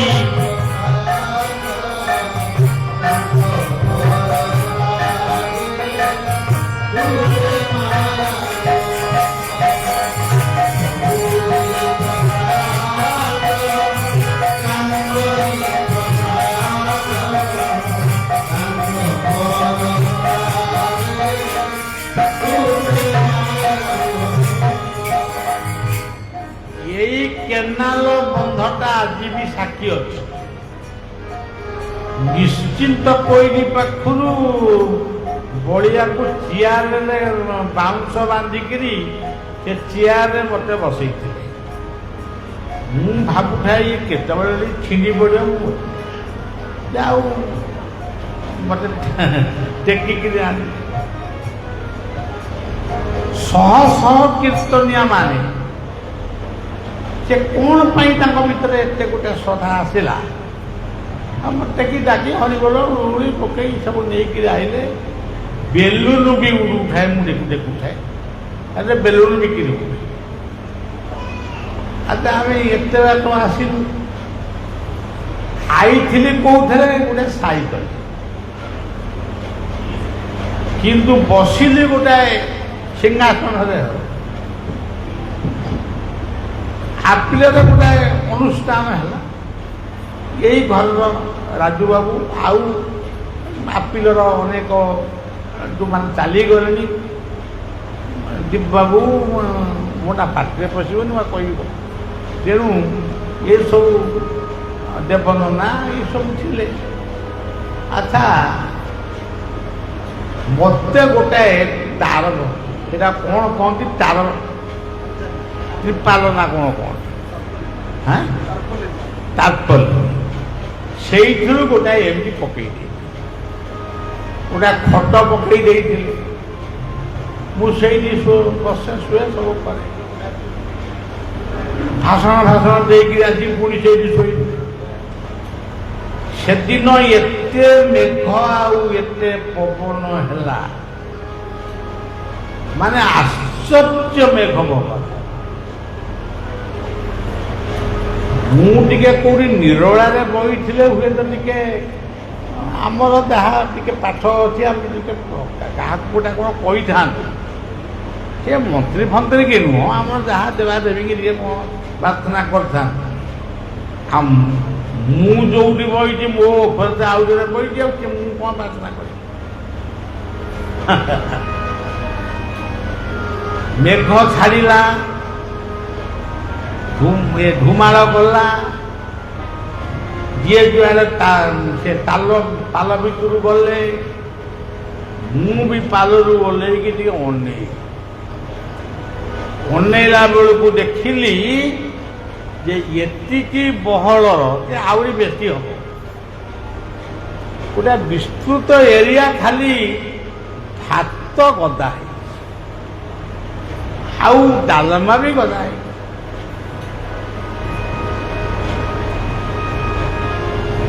ମୁଁ ଆକୁ ଦେଖିକିରି ମୋର ଆଗେ ଗୋଟେ ମନ ଭିତରେ ଆସିଲା, ମୋର ନିଜର କର୍ତ୍ତାପଣିଆ ସାଧନପଣିଆ ମୋତେ ଏମିତି ନେଇକିରି ଆଇଲେ, ଏମିତି ଆମର କୀର୍ତ୍ତନ ହେଲା, ଏମିତି ଆମକୁ ଫୁଲମାଳ ଦେଲେ। ଇଏ କଥା ଗୁଡ଼ାକ ସବୁ ମୋତେ ବିଷ ଭଳିଆ ଲାଗିଲା। ମୁଁ କହିଲି, ଆରେ ମୁଁ ତ ଜୀବନରେ କିଛି କରିନି, ଇଏ କାହିଁ ମୋତେ ପୂଜା କରୁଛି? ସେଇ ରାତିରେ ମୁଁ ପୁଣି ଆଉ ଗୋଟେ ସାଇକେଲ ମୋତେ ଚଢ଼ି ଆସେନି। ମୁଁ ଚଢ଼ିଥିଲି ମୋତେ ବର୍ଷେ କି 1.5 ବର୍ଷ କଟେ। ତା ଦେହରେ 20 ଥର ଖଣ୍ଡେ ଖଣ୍ଡିଆ ବି ହେଇଥିଲି, କିନ୍ତୁ ମୁଁ ଚଢ଼ିଥିଲି। ମୁଁ ଆଉ କିଛି ମୁଁ ଚଢ଼ିନି ଗାଡ଼ି ଘୋଡ଼ା। ମୁଁ ଗୋଟିଏ ସ୍ଥାନ ନିର୍ବାଚନ କଲି ଏଇ କଟକ ଭିତରେ। ମୁଁ କହିଲି ମୁଁ ଏଇ ଖରା ଦିନେ ପାଣି ଭାତ ୟାକୁ ସବୁ କିଛି ମୁଁ ଖାଇବି ନାହିଁ। ମୁଁ ଏଇଠି ମୁଁ ଟିକେ ପ୍ରାର୍ଥନା କରିବି। ଜଗତର ମା ଅନ୍ନପୂର୍ଣ୍ଣା ଆମ ସମସ୍ତଙ୍କୁ ଯିଏ ଅନ୍ନ ଦଉଛି, ଆଜି ଆଫିଲ ଗ୍ରାମରେ କୁଇଣ୍ଟାଲ କୁଇଣ୍ଟାଲ ଚାଉଳର ଅନ୍ନ ଭାସିଗଲା, ତାହେଲେ ମୋର ସାଧନାର ମୂଲ୍ୟ କ'ଣ? ତେଣୁ ମୁଁ ଆଜି ସାଧନା ବି ଛାଡ଼ି ମୋ ଘରକୁ ମୁଁ ପଳେଇବି। ଆଉ ସେତେବେଳକୁ ମୋ ବୟସ ମୋତେ 18-19 ବର୍ଷ। ଏଠିକି ଯେତେବେଳେ ଆଇଥିଲି 17 ବର୍ଷ, 17 କି 18। ସେଇ ଅନ୍ନପୂର୍ଣ୍ଣାଙ୍କର ଦୟା ଆଜି ଲୋକମାନଙ୍କ ପାଇଁ କାର୍ଯ୍ୟରେ ଲାଗୁଛି। ଲୋକ ବି ବେଳେ ବେଳେ ଖୁମ୍ବ ଆଳୁ ବୁଝିକିରି କହନ୍ତି ଯେ ବାବା ବଳିଆପରା ହେଉଛନ୍ତି ଅନ୍ନପୂର୍ଣ୍ଣା ସାଧକ। ମୋର ମୁଁ ଅନ୍ନପୂର୍ଣ୍ଣା ସାଧକ କଲି, ତମର କ'ଣ ଗଲା? ତମେ ଖାଇଛ, ତମ ପେଟ ପୁରୁଛି କି ନାହିଁ? ନା ହଁ ପେଟ ପୁରୁଛି। ତମର ତ ପେଟ ପୁରିଲା, ମୋର ମୁଁ ଅନ୍ନପୂର୍ଣ୍ଣା ସାଧନା କଲି, ତମର କ'ଣ ଗଲା? ତେଣୁ କେତେ ଭୂତ, କେତେ ପ୍ରେତ, କେତେ ତନ୍ତ୍ର, କେତେ ଅପରାଧ, କେତେ ଯନ୍ତ୍ରଣା, ଏଇ ଯୋଉ ଆପଣମାନେ ଗୋଟେ ଘର ଭିତରେ ସତ୍ସଙ୍ଗ କରୁଛନ୍ତି, ଆପଣ ଭାବିବେ ନାହିଁ ଯେ ସେ ରାଜୁବାବୁଙ୍କ ଘରେ ଆମେ ସତ୍ସଙ୍ଗ କରୁଛୁ। ଏଇ ପଞ୍ଚାୟତରେ, ଏଇ ଜିଲ୍ଲାରେ, ଏଇ ମାହାଙ୍ଗା ନିର୍ବାଚନ ମଣ୍ଡଳୀରେ, ଏଇ ଗୋତରା ଆপিଲ ଗ୍ରାମରେ ଆମେ ଯୋଉ ସତ୍ସଙ୍ଗ କରୁଛେ, ଏ ସତ୍ସଙ୍ଗରେ ଆମେ ତେଣୁ ତୁଳସୀ ସେଇଥିପାଇଁ ଲେଖିଲେ ବିନୁ ସତ୍ସଙ୍ଗ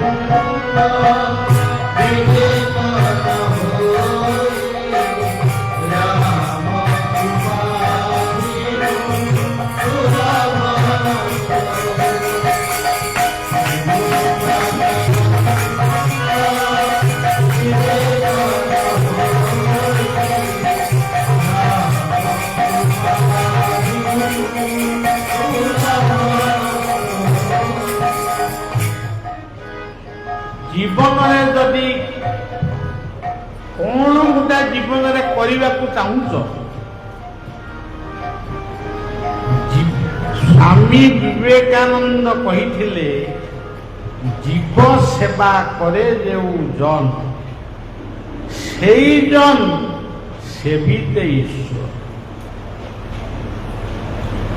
ଯଦି ଆପଣମାନେ ଜୀବନରେ ଗୋଟେ ଛୋଟିଆ କଥା ବି କରିଛନ୍ତି, ସେ କୁକୁରଟା ପାଇଁ ହଉ, ବିଲେଇଟା ପାଇଁ ହଉ, ମଣିଷଟା ପାଇଁ ହଉ,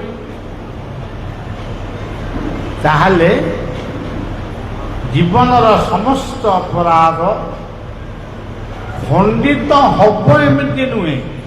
ଏଇଟା ଗ୍ୟାରେଣ୍ଟି ଦିଆଯିବ, କୋର୍ଟ ପେପରରେ ମୁଁ ଲେଖିଦେବି ଯେ ଜୀବନରେ ଯଦି ସତ୍ସଙ୍ଗର ସୁଯୋଗ ଆସେ, ନାମ କୀର୍ତ୍ତନ କରିବାର ସୁଯୋଗ ଆସେ, କଳିଯୁଗରେ ଯଜ୍ଞର ଆବଶ୍ୟକ ନାହିଁ, କଳିଯୁଗରେ ନାମ ଯଜ୍ଞର ଆବଶ୍ୟକ ରହିବ। ତେଣୁ ଯେଉଁମାନେ ଯଜ୍ଞ କରୁଛନ୍ତି ସେ କରନ୍ତୁ, ସେଟା କିଛି ମନା ନାହିଁ, କିନ୍ତୁ ନାମକୁ ଗୁରୁତ୍ୱ ଦିଆହେଇଛି। से परिष्कार भाव में भागवत रे कहले श्रीकृष्ण गोविंद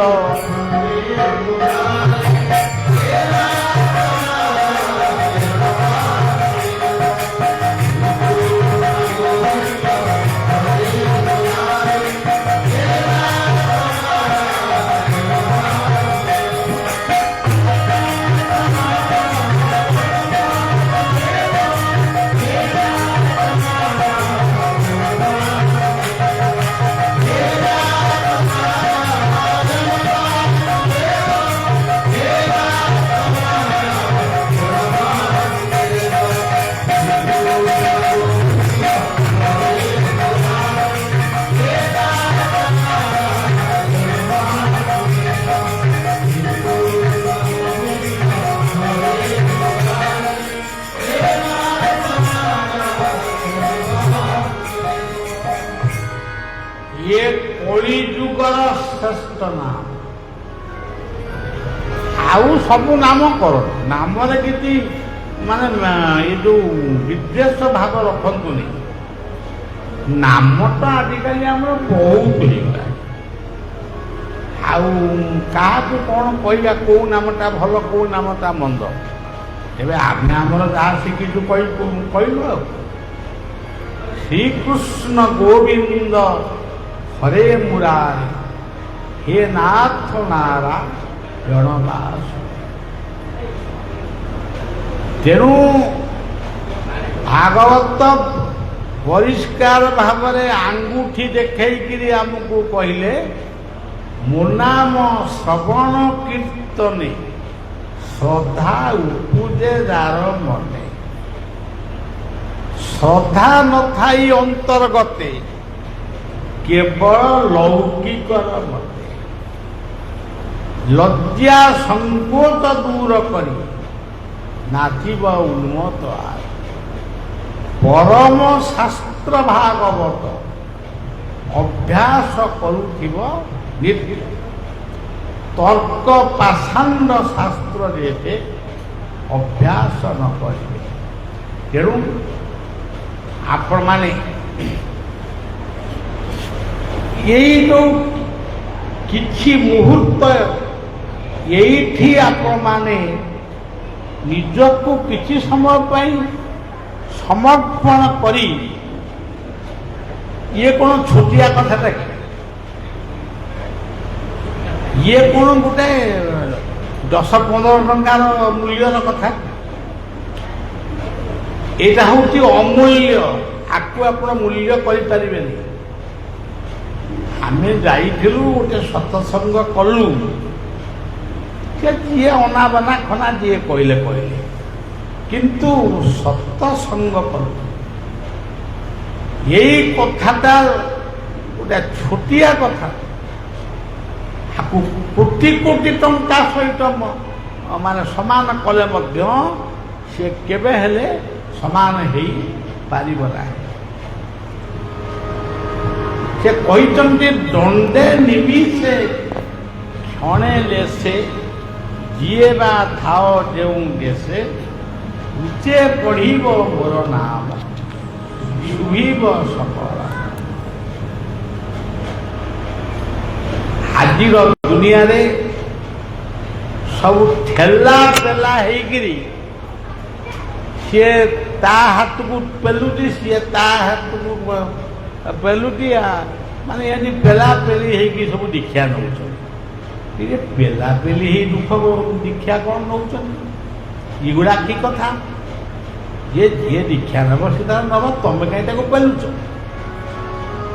तेणु आज यही हूँ वर्तमान आम सनातन धर्मर जदि कलंक किछि थाए आमे ही तार कलंक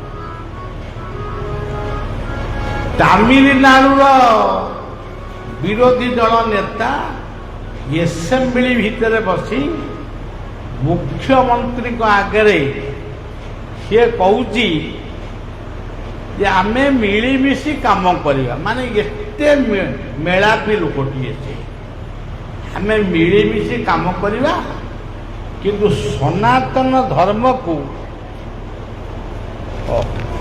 ସନାତନ ଧର୍ମକୁ ମୂଳୋତ୍ପାଟନ କରି। ମୁଁ ଥରେ ଶୁଣିଥିଲି, ମୁଁ ଗୋଟିଏ ଚିଠି ଦେଇଥିଲି, ତା ଉତ୍ତର କିଛି ଆଇଲାନି। ଏଥରକ ଯେତେବେଳେ ଚିଠି ଦେଲି, ମୁଁ ଲେଖିଦେଇଛି ଉତ୍ତର ଅପେକ୍ଷାରେ ରହିଲି। ଯଦି ଉତ୍ତର ନ ପାଇବି ମୁଁ ଆପଣଙ୍କ କ୍ୱାର୍ଟର ପର୍ଯ୍ୟନ୍ତ ଯିବି। ଆପଣ ସନାତନ ଧର୍ମକୁ କ'ଣ ଭାବୁଛନ୍ତି? କ'ଣ ଆଳୁ ସାରୁ ବାଇଗଣ ଏଇଆ? ସ କହିଲେ ସତ୍ୟ, ନା କହିଲେ ନାମ, ତ କହିଲେ ତତ୍ଵ, ନ କହିଲେ ନୀତି ନିୟମ ନିଷ୍ଠା। ତେବେ କୋଉଗୁଡ଼ାକୁ ମାନେ ବାଜ୍ୟାପ୍ତି କରିବ? ତେଣୁ ବର୍ତ୍ତମାନ ଏଇଭଳିଆ ଘଡ଼ିସନ୍ଧି ମୁହୂର୍ତ୍ତରେ ଆମେମାନେ ଆସୁଛୁ। ହଁ, ଏଇ କଥାଟା ମୁଁ କହୁଥିଲି ଯେ କୁଆଡ଼େ ପଶିଗଲା। ଆଉ କ'ଣ କରିବା? ଏଇ ଯେଉଁ ଭଗବାନ କୃଷ୍ଣ ଦ୍ରୌପଦୀଙ୍କ ପାଖରେ ପହଞ୍ଚିଲେ, ସେ ଶାଗରୁ ଟିକେ ପାଟିରେ ପକେଇଦେଲେ। ଦ୍ରୌପଦୀ ଅନେଇଛନ୍ତି, ଶାଗଟା କ'ଣ ଆପଣ ପାଟିରେ ପକାଇଲେ? ଭଗବାନ କହୁଛନ୍ତି, ଆପଣ ତ ଭାଗବତର ସବୁ ସେଟା ସବୁ ଲେଖା ହେଇଛି ସ୍ପଷ୍ଟ ଭାବରେ।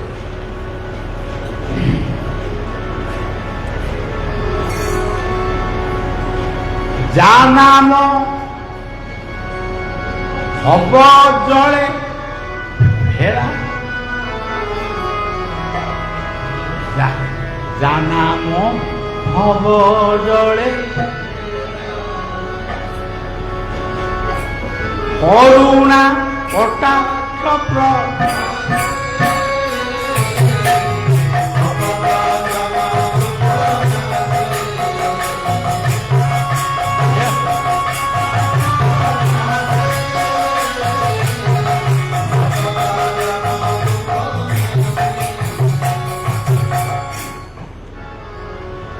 ତେଣୁ ସେ କ'ଣ କହୁଛନ୍ତି? ବଢ଼ିଆ କଥା। ଦ୍ରୌପଦୀ କହୁଛନ୍ତି, ପ୍ରଭୁ ଦୁର୍ବାସା ତାଙ୍କର 1000 ଶିଷ୍ୟଙ୍କୁ ନେଇ ସିଏ ଯାଇଥିଲେ କୌରବମାନଙ୍କ ପାଖକୁ, ଦୁର୍ଯ୍ୟୋଧନ ସଭାକୁ। ଦୁର୍ଯ୍ୟୋଧନ ତାଙ୍କୁ ଖାଇବାକୁ ପିଇବାକୁ ଦେଇ ଦକ୍ଷିଣା ଫକ୍ଷିଣା ଭଲକରି ଦେଇକିରି ସେ ତାଙ୍କୁ ସନ୍ତୁଷ୍ଟ କରିଦେଇଥିଲେ। ସେଇ ଦୁର୍ଯ୍ୟୋଧନ ମାୟାରେ ଆମକୁ ଅଭିଶପ୍ତ କରାଇବା ପାଇଁ ସେଇ ଦୁର୍ଯ୍ୟୋଧନ ଆମକୁ ଦୁର୍ବାସାଙ୍କୁ ପଠେଇଛି। କହିଛି ସେମାନେ ସବୁ ଜଙ୍ଗଲକୁ ଗଲେ, ଆପଣ ତ ଏଠି ଭଲ ଖାଇଲେ, ଆଉ ତାଙ୍କ ପାଖକୁ ଟିକେ ଯାଆନ୍ତୁ, ତାଙ୍କୁ ଟିକେ ଆସିବା। ସେଇ ନାଇଁ ଗାଇଛି,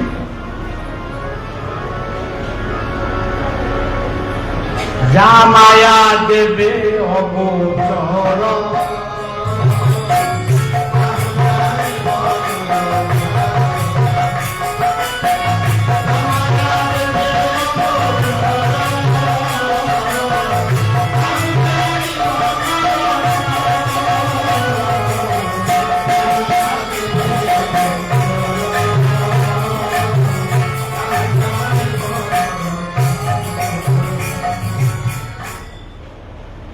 ଦୁର୍ବାସା ତ ସେ ଶାଗଟାକୁ ପାଟିରେ ପକେଇ ଦେଇଛନ୍ତି।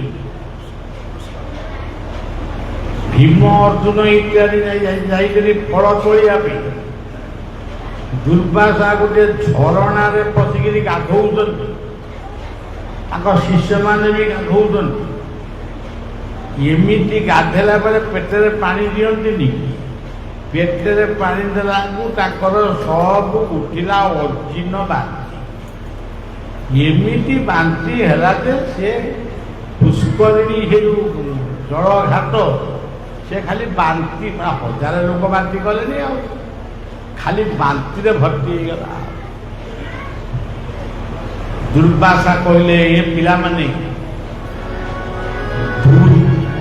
ଦୁର୍ଯ୍ୟୋଧନ ଠାରୁ 1000 ଗୁଣରେ ଉଦାର ଆଉ ଦାନୀ ହେଉଛନ୍ତି ଯୁଧିଷ୍ଠିର, ଧର୍ମରାଜ ଯୁଧିଷ୍ଠିର। ଆମେ ତା ଘରକୁ ଗଲେ ଆମକୁ ସେ ଖାଇବାକୁ ନ ଦେଇ ଛାଡ଼ିବନି। ତାହେଲେ କ'ଣ କରିବା? ଚାଲ ଇଆଡ଼େ ଫେରିବା, ଆଉ ଯିବା। ତେଣୁ ଦୁର୍ବାସା ଫେରିଗଲେ।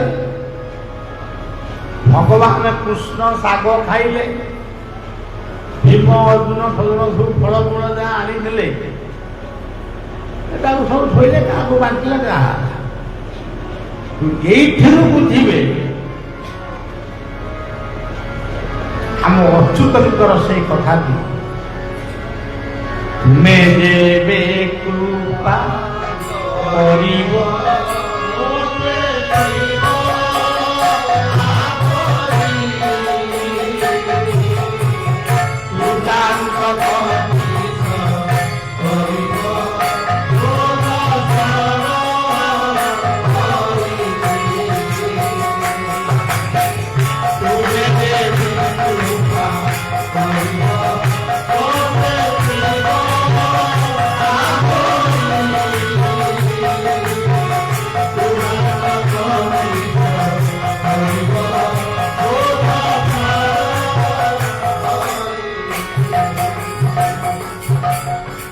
পাণ্ডবন্তু তুমি রখিল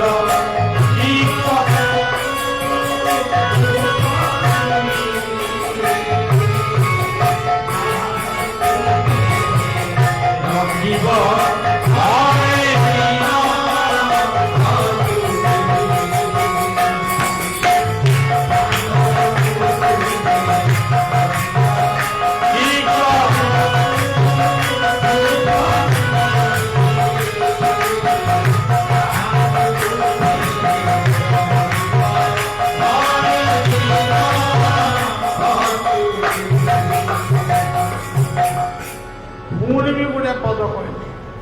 ତୁମେ ଯେବେ କୃପା କରିବ ମୋତେ ଥିବ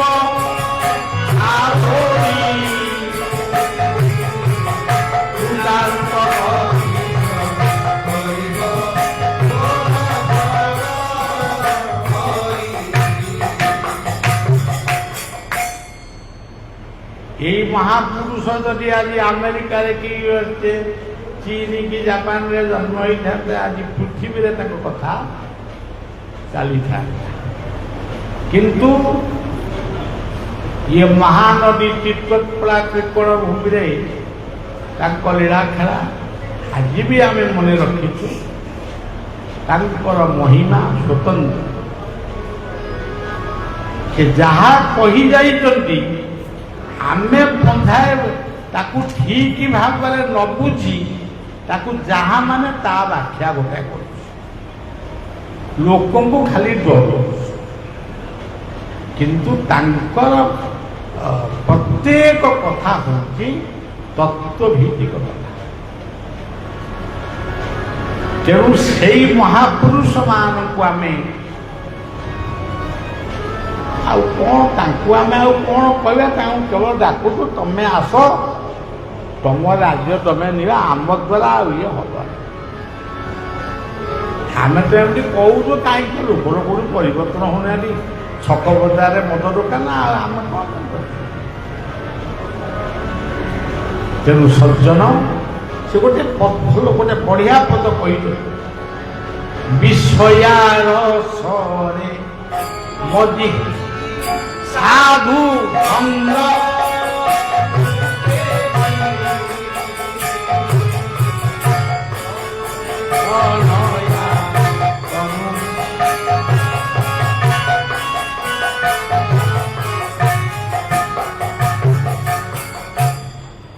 ବିଷୟାରସରେ ମଜିଲି ସାଧୁ ସଙ୍ଗକୁ ତେଜି ତରୁଣୀ ତନୟା ତନୁକୁ ଦିବା ରଜନୀ ହେଜି ତୁମ୍ଭ ନାମ କାହୁ ଜାଣି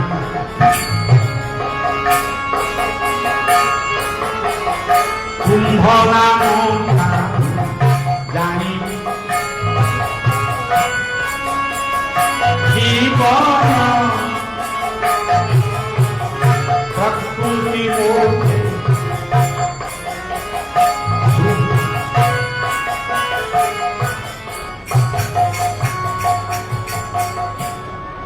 ତେଣୁ ଆମେମାନେ ଏମିତି ଅବସ୍ଥାରେ ପଡ଼ିଛେ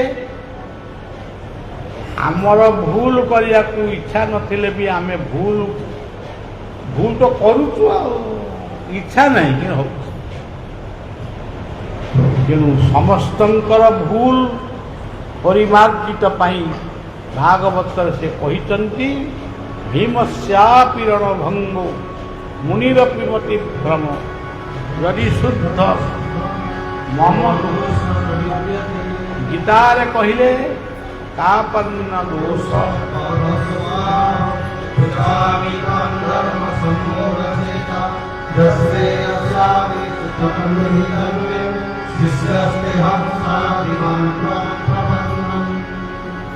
ସଜ୍ଜନ ଆଉ ଏଠିକି ମୁଁ ଆସିଲି ଏଇ ଜାଗାଟାକୁ ମୁଁ କହୁଥିଲି 30-32 ବର୍ଷ ପରେ ଆଉ 30-32 ବର୍ଷ ପରେ କ'ଣ ମୁଁ ଥିବି?